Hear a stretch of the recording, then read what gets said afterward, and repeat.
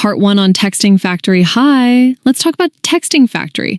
If you're hearing about Texting Factory for the first time, it's a chat moderation platform. Similar to CloudWorkers or e-moderators. What is chat moderation? It's a job where you chat with lonely people online, usually on adult platforms, and respond to their messages. Important note, Texting Factory hires globally, but not from Kenya. If you try applying from Kenya or most parts of African countries, you'll be blocked from submitting an application, but don't worry.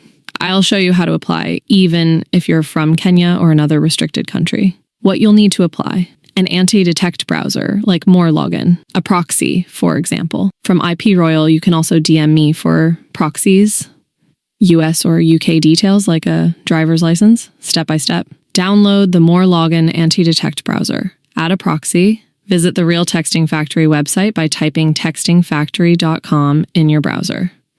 Click on the Chat Operator Job section and begin your application.